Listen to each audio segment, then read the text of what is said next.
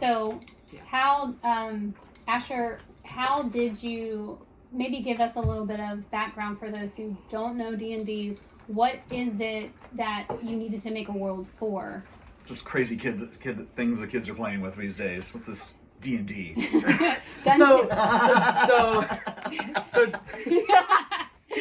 So Dungeons and Dragons is a game where you either play basically yourself or partially a character that is fantasy driven, and you make that character and you role play, sometimes not, and you role play this character in a setting that the dungeon master, which is the person who created the world that you and some of the player or players will be going through.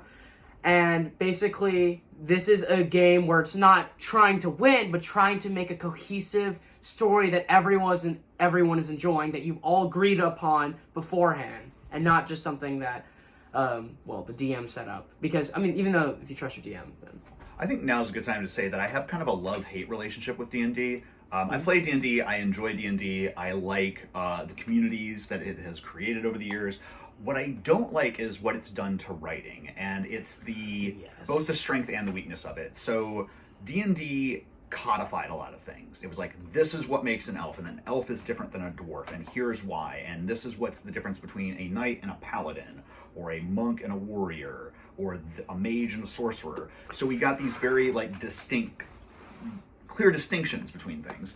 And I think part of what made writing like C.S. Lewis or J.R.R. Tolkien or George MacDonald, I think what made magic about it is that those lines weren't as clear. I mean, obviously there was a clear distinction between dwarves and elves, but the spells they could do, what magic was in that world was kind of ethereal. It wasn't clearly defined. The boundaries were very loose.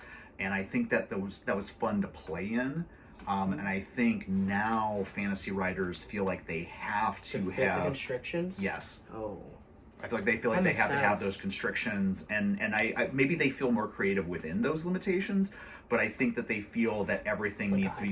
Yeah. There you go. Yeah, but you have that everything has to be very clearly defined, and I think sometimes some smudges on the edges of the map make it a little more magical or give you a better sense of wonder, in my opinion. Mm-hmm. So, with coloring outside the lines of predetermined things that did probably help, and originally helped you even start make it to make those worlds.